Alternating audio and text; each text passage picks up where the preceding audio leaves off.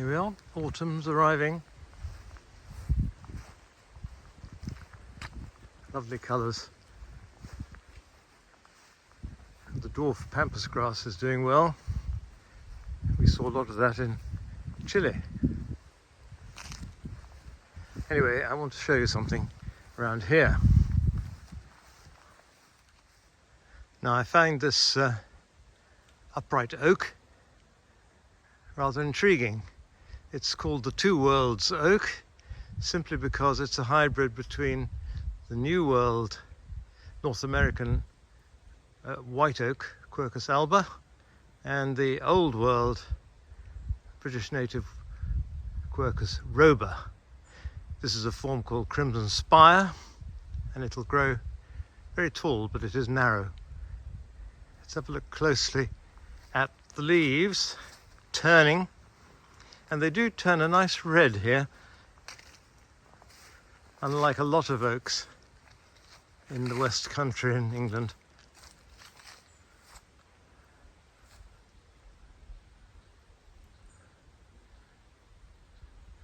And up he goes, 10 years old, 14 feet tall. Its name reflects these two worlds meeting. It's Quercus bimundorum. This is crimson spire.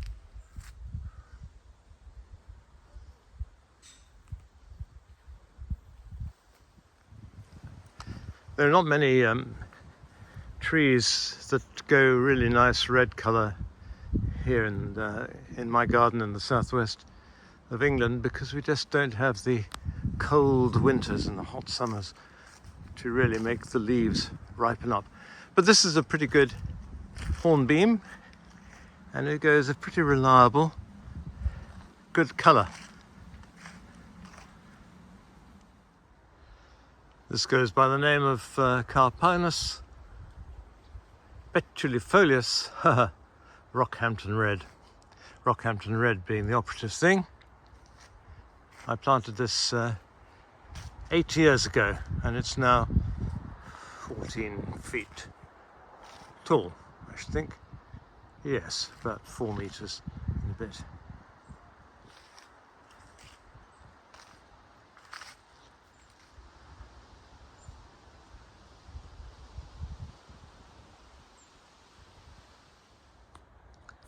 Let's have a look at this autumn border. A little more detail. There's chrysanthemum, which I got years ago at a cash and carry store, sold as a mum in a sort of little bobbly shape. Planted it here and it's spread, and it's really rather pleasing. A few little reversions to purple, which is rather odd. And this is the thing I'm interested in, is this wonderful yellowy orange poker. And I really don't know the name of it. It starts off very much like Kniphofia ruperi, as we saw before, with this sort of conical shape, and it goes into a kind of a egg shape like ruperi does, but the flowers are smaller and it flowers much later on.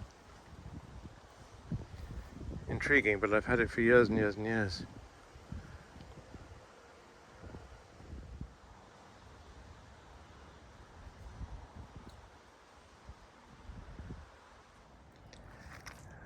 Yes, there's a lot of orange about, which blue goes with, but in the autumn, but you do get pink, and this is quite a shocking pink salvia called Hadspen, but very dramatic nevertheless. And at the back there are some final flowers on the Chilean lobelia tupa.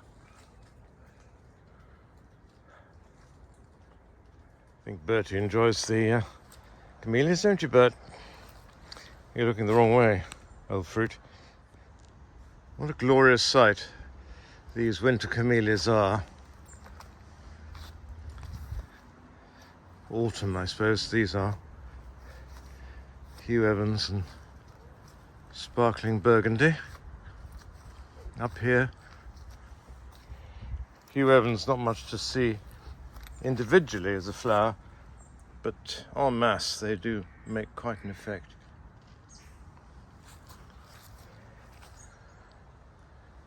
And then right up there has grown very tall, the old variety called Narumigata, the classic pink tinge to the flower.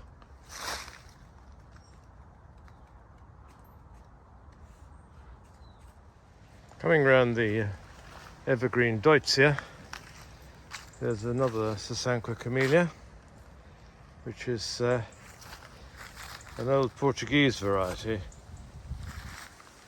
introduced about 1920. This is Baronesa de Sutinello, or some such. Single white, scented. The weather is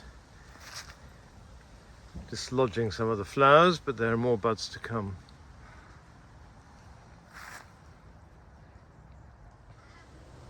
Walking along a path, one sometimes forgets what one's planted over the many, many years I've been here. But here's a beautiful winter flowering camellia, or autumn flowering really, I suppose one should say. And the scent is lovely. I'm not sure what it is. I thought it might be Narumigata, but it isn't. That would have a pink sort of tinge around the edge. Anyway, whatever it isn't, it's lovely. And a gorgeous scent.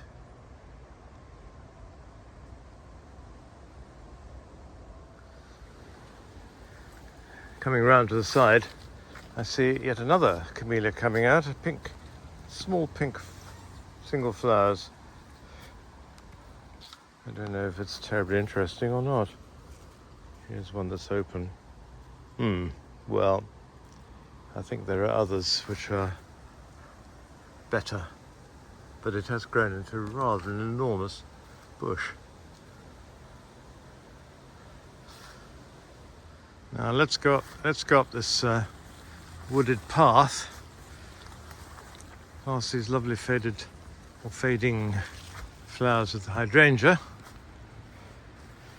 and we come across this what looks like a dirty great camellia. Well, it is related to the camellias. It's in the tea family. This is from Wuzhou in China, and it's called Polyspora, and I think it's Polyspora speciosa, which means showy or beautiful, which it certainly is. The flowers are enormous. It used all to be called Gordonia at one time, but Gordonia was found to have a different ancestor from this. So the Gordonias were all in North America, and the Chinese versions are all called Polyspora now. But whatever the name, isn't this an amazing sight? These flowers are enormous.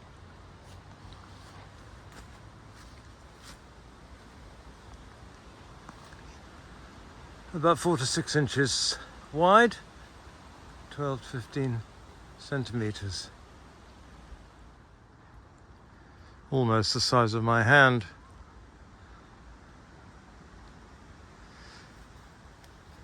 It flowers from now until the frost. The flowers are a bit frost tender, but the foliage, the sumptuous evergreen foliage, looks good all the year round.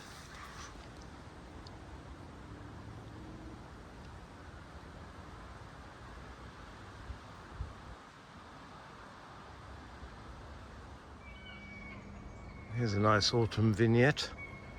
There's the Stewartia rostrata, and on the left is the euphorbia relative, a tree from Japan, Melotus japonicus, and I've discovered that these euphorbia related trees that are hardy here, that is, have wonderful autumn colour, yellow.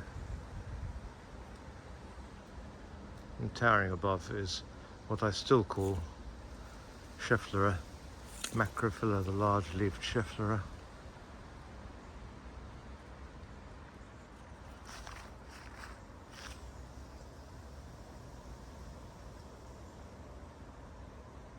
With its white trunks. Nice bit of colour in the autumn. This fuchsia keeps on growing and growing, flowering and flowering. It was produced actually by a fuchsia breeder who lived in a village near us. He bred this fuchsia, combining the South American and New Zealand fuchsias. This New Zealand ones seem to have a blue pollen, which is quite characteristic of them. And it forms a very nice subdued autumn colour of flower.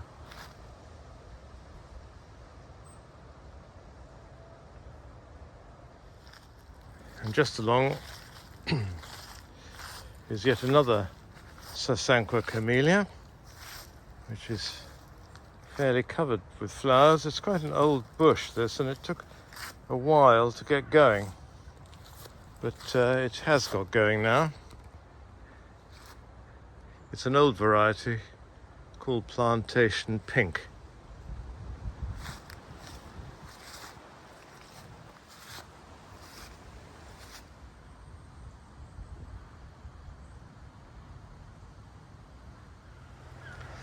Now here's a wonderful Sasanqua camellia, an American hybrid.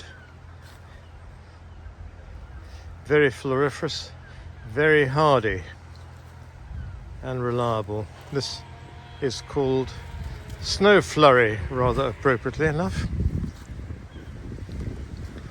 Isn't this a wonderful thing?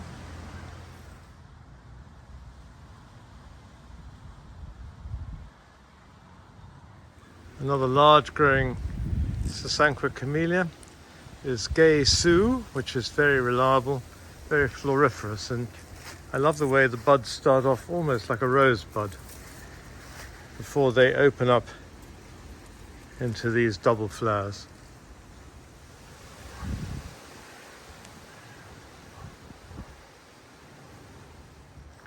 Coming along, being distracted by the yellow leaves of the allspice,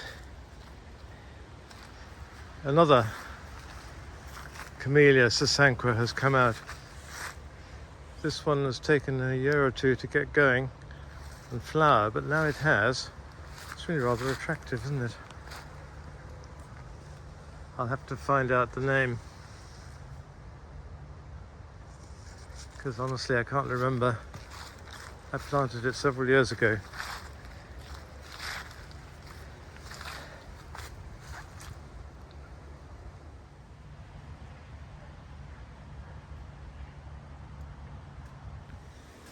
Definitely for autumn